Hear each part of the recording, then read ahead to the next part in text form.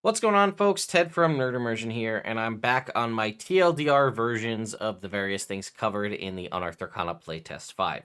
So many of you spoke out and said, rather than one long, hour-plus long TLDR, which kind of defeats the purpose of it, that I should do smaller segmented videos covering the various sections. So I've broken up the Unearthed Arcana into multiple videos you'll see over the next couple of days. We covered the weapon mastery previously, and today we're going to be talking about the spells. It'll give you kind of, if you haven't looked at the Unearthed Arcana, a little bit of an insight into some of the changes you're going to see with the classes, obviously the spellcasting classes, with what's covered here today. But before we dive into that, speaking of TLDR, if you're looking for a quick hit way to design all sorts of different plot threads or what have you, story arcs, even simple little missions and fetch quests for your party, look no further than the Oracle Story Generator system from our good friends over at Nord Games, who were nice enough to sponsor this video. I did a full in-depth video breaking down the cards, talking about all the different aspects. I'll have a link in the description and the top of the video description, as well as a pinned comment. That is an affiliate link, so I do get a little bit of a monetary incentive if you're kind enough to use one of those links. But here is the website. You can get the Oracle Story Generator box itself for $50. Or if you want for only $25, you can get just the PDF, which will include everything. You just won't have the physical cards. And this is a quick hit way for you to, like I said, design anything from like a job board, fetch quest thing for your party, or a general overarching campaign. You could use this for obviously anything D&D related, but also any kind of fantasy themed game that you're running, whether at any other different RPG system, or even if you're an author or someone looking for ideas for how to come up with different ways to kind of move your story along, or kind of thoughts to kind of give you an outline for whatever project you're working on. So it's really awesome. A lot of people, it started off as a Kickstarter, and it's one of the kind of pinnacle products, I'd say, from Nord Games. It's definitely awesome, and there's continuing in this sort of generator system, the Oracle system, and we've talked about more of those in the past. So anyway, that's enough from Nord Games. Again, thank you for sponsoring the video. Let's dive into the Unearthed Arcana. So here we are talking about the various spells. So it says these are all for Sorcerer, Warlock, or Wizard. A couple of them were brought forward into this from Xanathar's Guide to Everything. The biggest one here being Chaos Bolt is now going to be contained in the Player's Handbook come 2024, as it is basically one of, at least prior to this Unearthed Arcana, signature spells for the Sorcerer. So we can see here, the first new spell here is Arcane Eruption. This is a sorcerer-specific spell. It is interesting to see that we were getting these kind of spell lists of Arcane, Divine, and Primal, and then all of a sudden we throw that kind of out the window by saying this is an Arcane spell, but also it's only for sorcerers. So really, shouldn't you just give everybody a unique spell list similar to what you had done previously? I liked the concept of shrinking down the spell list to say, okay, it's Arcane, Divine, Primal, and then they said, well, no, we're not going to do that. We're going to give everybody specific spells. They still use the Arcane list, except only where it's, specific. So anyway, Arcane Interruption is a 4th level spell. It is a 20-foot radius sphere.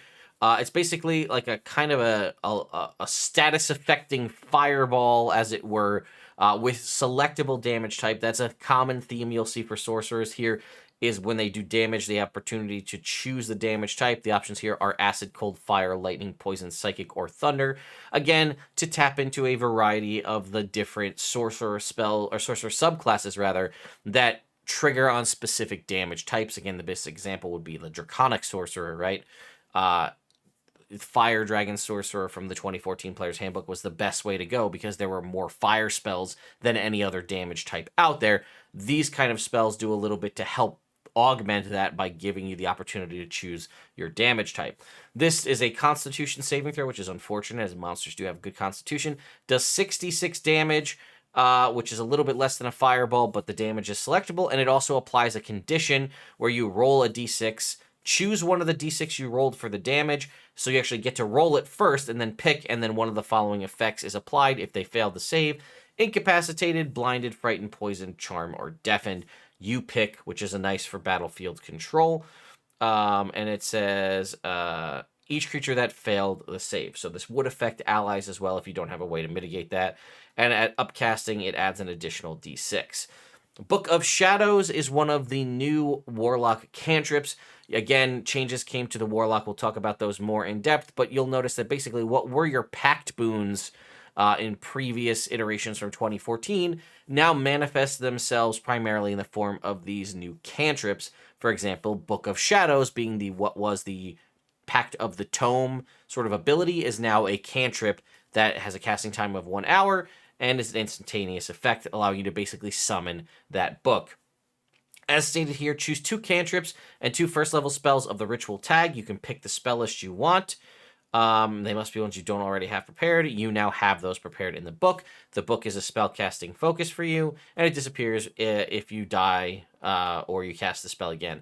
I will remind you that as this is an instantaneous spell, this is not affected by things like Dispel Magic, so you don't have to worry about somebody dispelling your main class feature. It also is interesting that it gets an upgrade automatically when cantrips, at least when you reach level 5. In this instance, you get to add your Warlock spellcasting ability modifier to the damage rolls of any cantrip you cast that doesn't already have that modifier added to it. So this gives you a lot more versatility and things you can do. I really like this a lot because it could take something like, say, potentially Primal Savagery, one of the Druid cantrips that is a melee-based cantrip, and now you're adding your ability modifier, your spellcasting ability modifier to that damage, effectively giving you a solid melee option that scales way better than any singular weapon attack you could possibly do, which is pretty awesome. All right, moving on to Chaos Bolt. No real changes here, just a lot of clarification in the way the spell works, which in my opinion was much needed. It does, for a first level spell, it is very powerful, and that it does 2d8 plus a d6 damage. You choose one of the d8s, the number on that die, the number rolled on that die determines the attack's damage type as shown below. Now, on a hit, they take the damage. Then it says choose one of the d8s. So the way I'm reading this is you choose that d8 after the die is rolled, so you can choose the damage type. And that, again, kind of falls into the line of you being able to adjust the damage type. This one's a little bit more random, but the number rolled on that die determines the damage type: acid, cold, fire, force, lightning, poison, psychic, or thunder. If you roll the same number on both d8s, the damage leaps to another target within 30 feet, where you make a brand new attack roll. And again, this can continue to leap as things are. If you continue to roll doubles, but you can only target one creature with the damage. You can't ping pong it back and forth and just stack up immense damage. Again, assuming you can roll the doubles. And then if you cast it at a higher level, you add additional d6s. So that 2d8 is static, but 2d8 plus 1d6 for a first level spell is pretty solid out the gate and is a pretty awesome choice for sorcerers, especially because the damage type choosing there. We get Create Spell for the Wizard. This is going to seem a little bit out of order here as we're going through alphabetically, but you'll notice that wizards basically get new spell types. For example, transcribing something into your spell book for a wizard is now a spell called Scribe Spell, not just a thing in a stat block or a sidebar.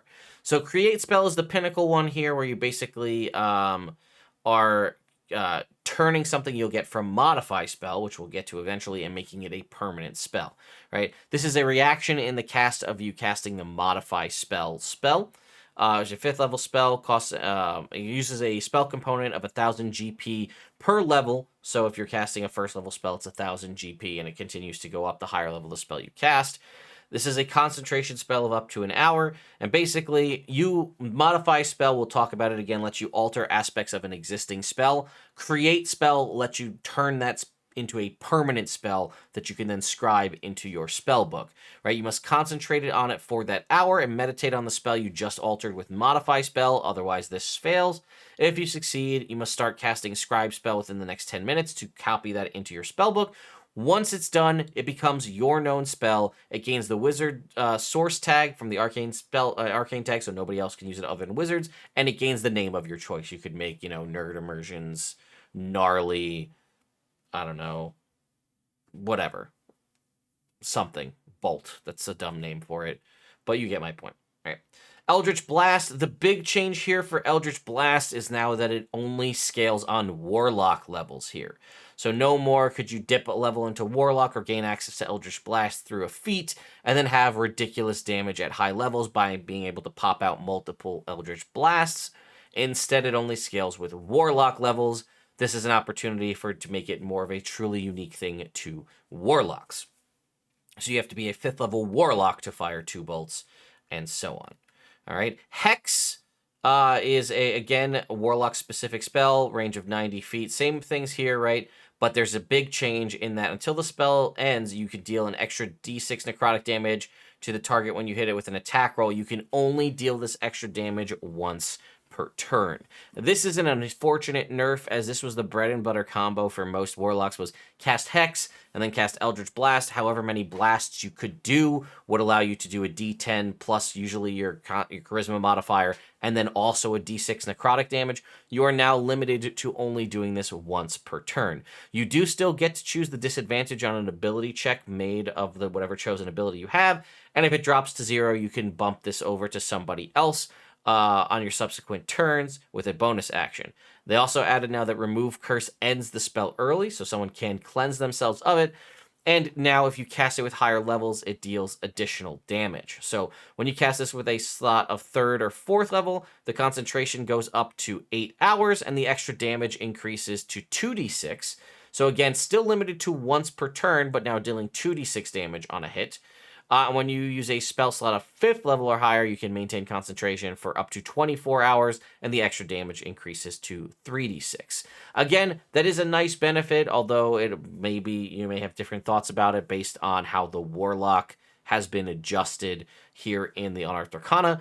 Again, it does have the potential to do more damage on a crit that way, whereas previously, if you crit, you would do a d10, or 2d10 plus 2d6. If you cast it with a 3rd or 4th level, you could now be doing 2d10 plus 4d6 or up to 66 at higher levels with a higher level slot. But I ultimately think it is a pretty big nerf in the department of what Hex used to be able to do. All right, Memorize spell. This is a ritual spell for wizards. Takes a minute to cast. Choose one spell from your spellbook that you don't have prepared, and choose another spell you do have prepared, and you basically swap those spells. It lasts until you cast Memorize spell again or finish a long rest. This is a nice thing for wizards in that you, you can basically now have the ability to, for a minute ritual spell, reminder that a ritual spell is something you don't need to use a spell slot for, allows you to have that versatility, and that's kind of the wizard's big thing here is the versatility. Sorcerer has the damage choice, Warlock exists. They have the unique things with like the cantrip, the pact boons, and again, Eldritch Blast being a unique thing, but I still feel like they're kind of in a weird spot. Wizards have the versatility, and then sorcerers have the variety of damage type. But I like this a lot as a wizard player myself. This is a nice opportunity for be like, if only I had sending prepared today. Oh, wait, let me cast Memorize spell and swap, I don't know, Fireball for sending or what have you. Right?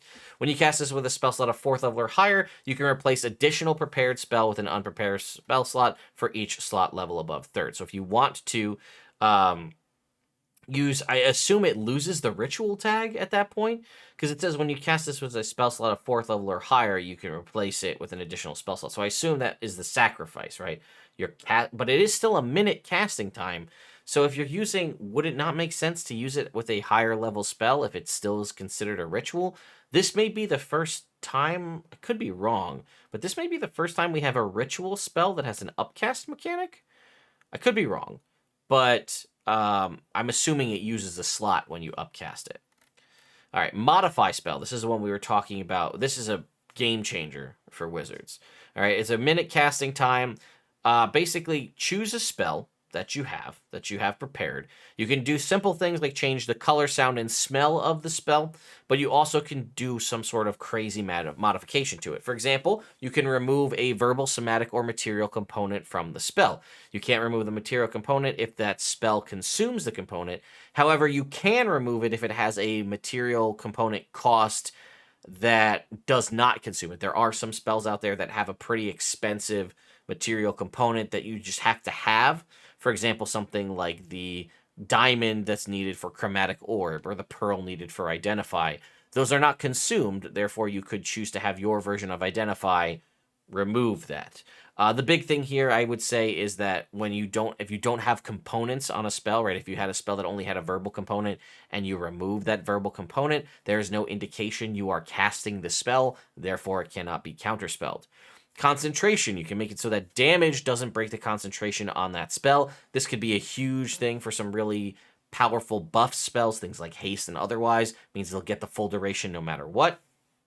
Changing the damage type, again, make your fireball now a lightning ball or what have you. This is adding some versatility here, again, for the expenditure of a 4th level slot. However, again, a ritual spell here, so not expending a slot.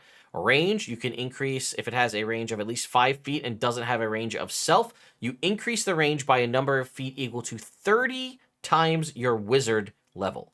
This is a pretty significant increase in range and could do some wonky stuff with some crazy things. So you could get some real long distance. Like the limitation in some instances may just be how far your character can physically see to be able to use the range effectively.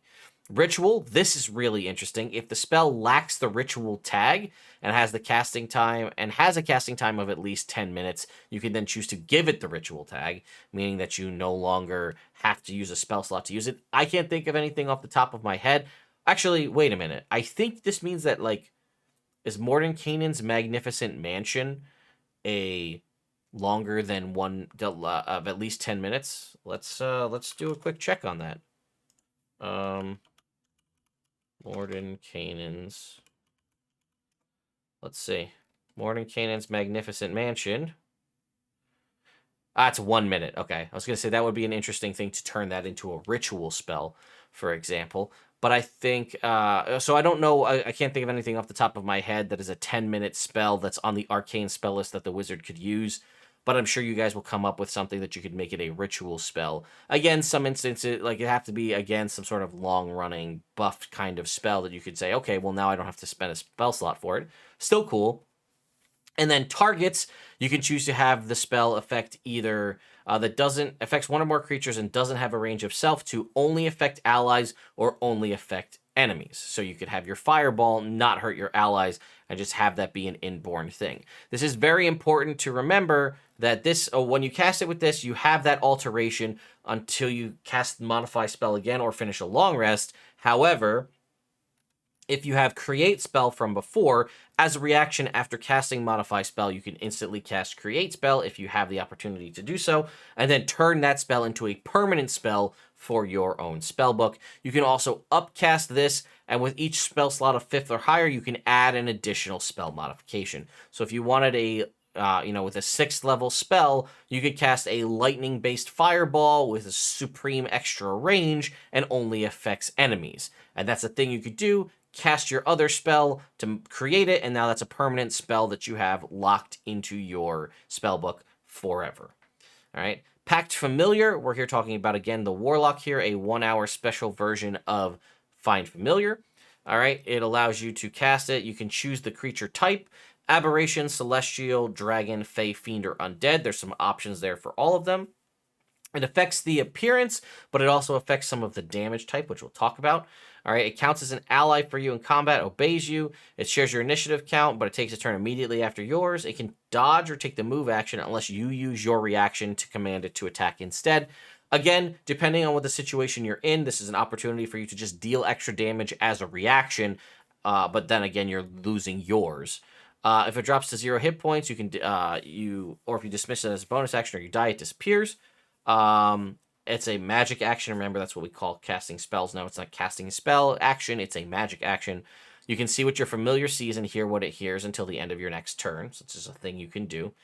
There's no limitation on the range for that, by the way.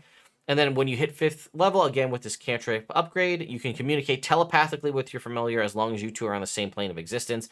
Additionally, while perceiving through your familiar senses, you can also speak through your familiar in your own voice. Again, this was previously an extra invocation. It's now been baked into the base familiar. And you can see it has its own stat block here.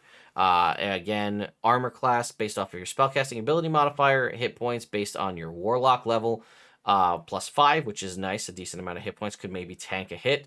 Has a movement speed and a fly speed. There's some immunities here, telepathy. It adds your proficiency bonus to any ability check or saving throw that it makes. That's just a flat out thing. And then you can see its Eldritch Strike ability is your spell attack modifier, and it does 2 plus half your warlock level rounded down in damage. Again, that doesn't sound like a lot, but remember, this is something you could reactionarily do every turn for free. So consider that. And the damage type is based again on the creature type you chose, right? Acid for Aberration, Radiant for Celestial, Fire for Dragon, and so on. And it also can, as an action, make itself invisible until the end of its next turn. And again, that is free and nothing breaks that invisibility. And it's the end of its next turn, so it could be invisible to get advantage on its Eldritch Strike attack. And the last packed cantrip here for the Warlock is Packed Weapon. Duration for this one is 24 hours. Again, because it has a duration, this does mean that it can be dispelled, which is unfortunate. But it's not concentration, which is also nice. But again, Dispel Magic will work on this as it does have a duration.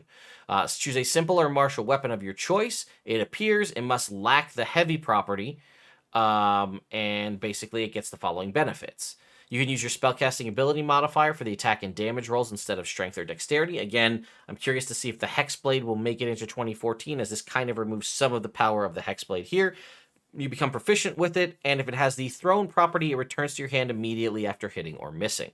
It ends early if you cast it again, and it disappears if the bond kind of ends on it. And the upgrade here is at 5th level, you gain the extra attack feature with that weapon only.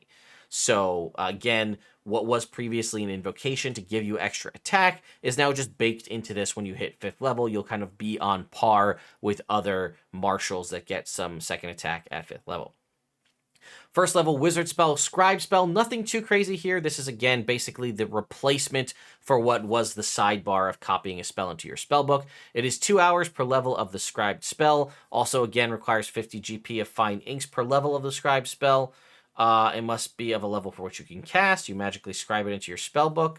As you magically scribe the spell, you must copy it from another spellbook or a spell scroll, or you must have it prepared. If you copy it from a spell scroll, the scroll is destroyed.